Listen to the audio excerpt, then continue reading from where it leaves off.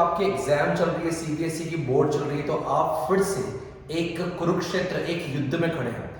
वहां पे क्या फिर से श्री कृष्ण की आपको जरूरत नहीं है? जैसे अर्जुन का मन कंफ्यूज था, सबसे बड़ा कंफ्यूजन था ये युद्ध क्यों।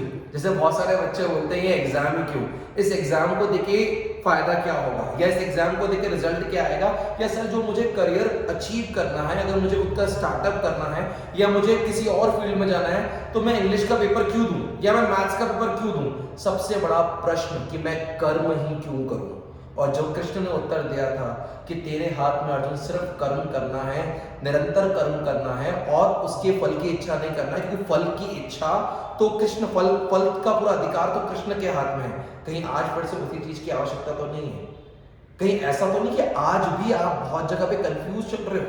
जैसे अर्जुन कंफ्यूज था कि why to kill your own family member. तो कभी कभी आप प्रायोरिटाइज करने में कंफ्यूज तो नहीं हो रहे हो कि सर अगर मेरा पूरा टाइम टेबल आ गया है तो मैं पहले मैथ्स पढूं कि साइंस पढूं कि अकाउंट्स पढूं कि मैं इकोनॉमिक्स पढूं।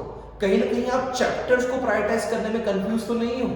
जहां पे आपको समझ में नहीं आता मैं इस चैप्टर का वेटेज ज्यादा है लेकिन इसमें कहते हैं कोर कंसेप्ट्स कम है, किसी में क्वेश्चन ज्यादा है तो किसी में कंसेप्ट्स की प्रॉब्लम है, तो कहीं वहां पे फिर से श्री कृष्ण की तो आवश्यकता नहीं है, कहीं फिर से प्लानिंग की तो आवश्यकता नहीं है, कहीं फिर से प्रायोरिटाइजिंग की तो आवश्यकता नहीं है। कभी कभी क्या आज भी हम क्लियर विजन ऑफ गोल से बच रहे हैं? क्या हमको हमारा विजन ही क्लियर नहीं है कि मेरे को 12th में लाने कितने हैं, मुझे 10th में लाने कितने हैं? जब तक आपने अपना माइंड मैप नहीं बना के रखा है ना दोस्तों, तब तक उस राह थोड़ी डिफिकल्ट है।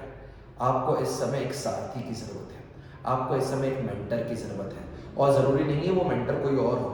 आपके अंदर ही कृष्ण निवास करता है, आपके अंदर ही अर्जुन निवास करता है, आपके अंदर का अर्जुन आपसे ही प्रश्न करता है कि कैसे पढ़ना है, क्या पढ़ना है, कैसे करूं, आई एम कंफ्यूज्ड। और आपके अंदर का ही कृष्ण जवाब देता है कि let's set, prioritise and make different things happen.